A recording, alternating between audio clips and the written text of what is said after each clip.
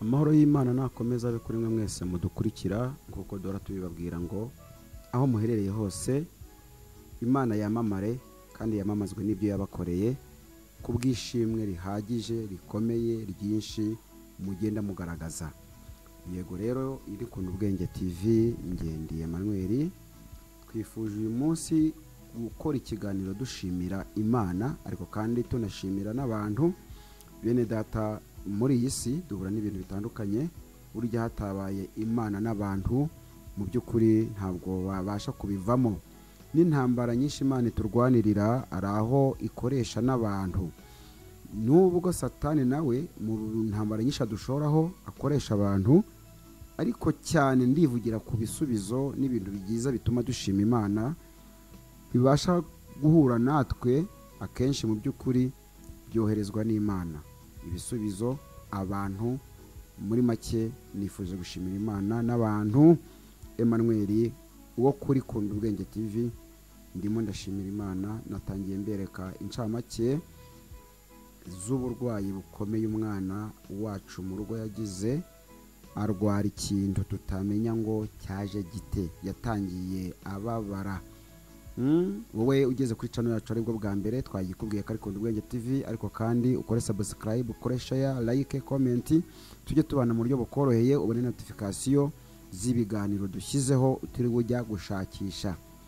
Urakoze nyakubahwa Imana ku manywa na nijoro abo wiremeye turagushimiye uko bukeye uko bwije imirimo yawe irabigaragaza ineza yawe muri twe igaragaza ishimwe twagombye kwa tugushima.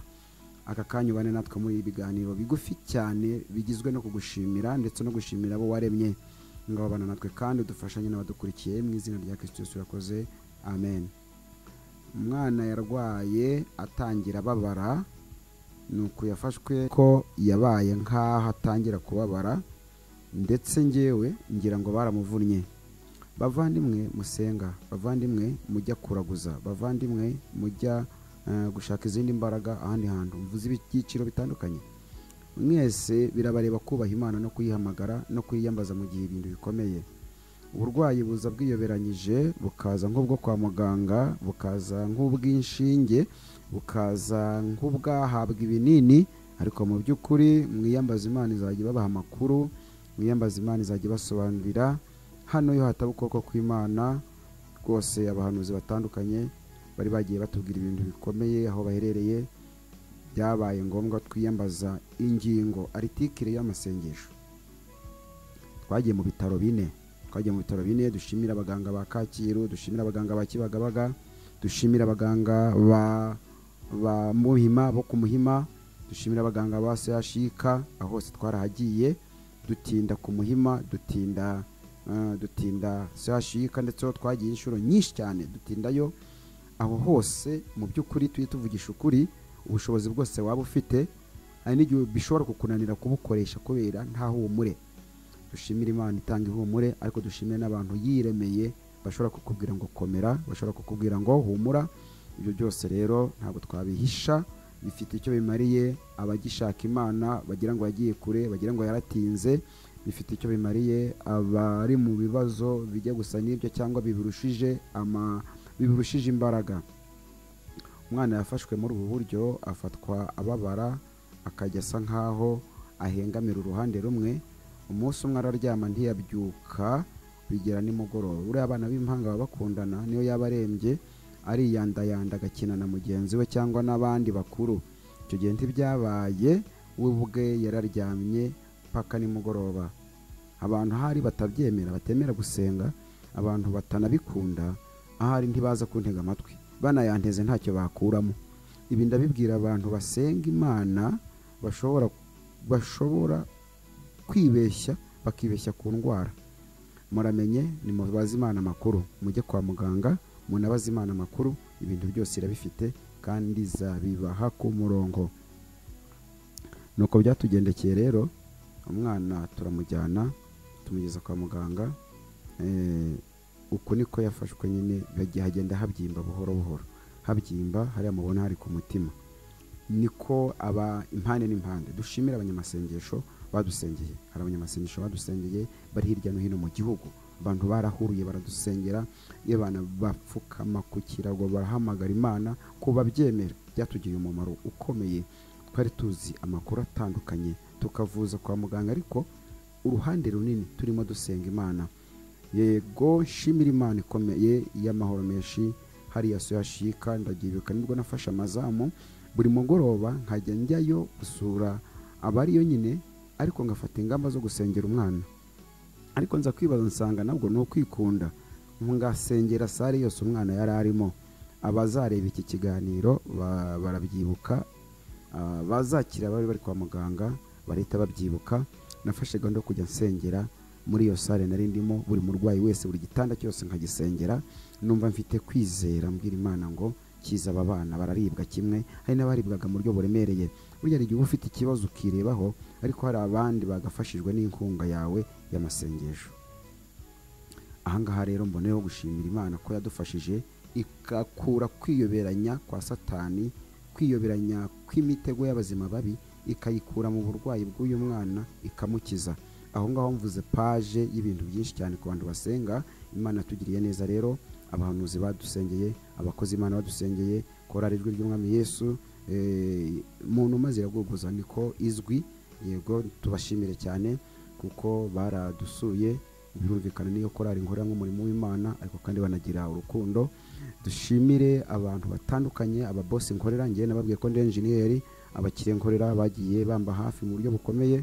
Bamwe bakanambwira ati amafoto ndi dushaka kuyarebaho, uramenye. Mbashimire abampaye imodoka, abampaye amafaranga, n'ibintu bitandukanye utavuga byose ngo bive muzini muzingo, ariko abantu Imana yarabakoresheje batuba hafi ku buryo byabashije gutuma tutareba uburemere bw'umusonga twari dufite. Rero ni umwanya wo gushimira Imana n'abantu yiremeye ko hari icyo Imana yakoze, ariko kandi n'abantu baraduhumuriza. Imana ibaha umugisha cyane. Nguyu rero ni gatoya nibikoze Abeni bisobanura ngo umukobwa wasengewe. Imana rero ibaha umugisha kuko ubu ni muzima nagiye mbereka amafoto uko byagiye bigenda kose, sinakirirwa mbisubiramo ko amafoto yagiye bigaragaza. Ahubwo icyo nakoraga kwari ugushimira Imana yatumye bivuka ruriya rwego bikagera kuri ubu, kuko abantu bose natwe twiteguye indi nkuru itari iy'amahoro. Twumvaga tutazava kwa muganga turi amahoro, kwe byaduteye ubwoba cyane, kuko umwana wacu w'imfura n'ubundi twari twamujyanyeyo ntiyagaruka. Ego, nawe babigushyizeho wahita wumva utakizera ko uwo mwana uzamucyura amahoro ukurikije n'ukuntu yari ameze.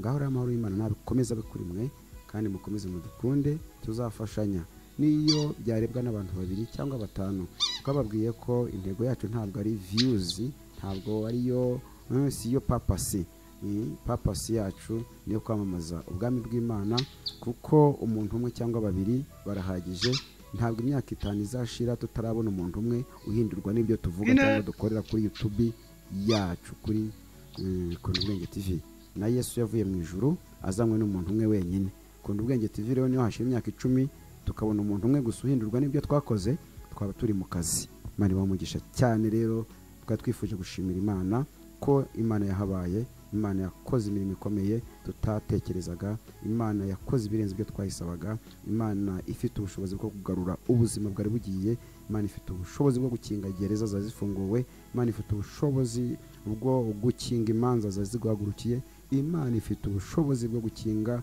impfu zari ziguhururiye Imana ibahe umugisha rero niyo ntego y'iki kiganiro kwari gushimira Imana ishobora byose n'abantu kuko yakuye gatoya n'ibikoza Beni mu maboko y'urupfu ikongera ikamudutiza ubu ni muzima arakina n'abandi bana mwegezemo mubona nicaye muri biro nkora akazi nawe araza turi kumwe aho hose rero ni impamvu nyinshi zo gushimira Imana ngaho ufatanya natwe gushima ufite ibyo wibuka nawe ushimira Imana kuko hari kwiyoberanya kwinshi kwa Satani kugenda kunyura mu burwayi bwo kwa muganga nyamara atari ubwo kwa muganga ariko kandi ugomba kubihuza n'ubwenge ufite ukajya kwa muganga kuko nabwo ntabwo wabura kujyayo ariko ukanasenga ntabwo ugomba kuguma mu masengesho gusa nta nubwo ugomba kujya kwa muganga gusa byombi ugomba kubikora ugajya kwa muganga unanasenga ugasenga unanavuza ukavuza unanasenga Imana ibahe umugisha yari Emmanuel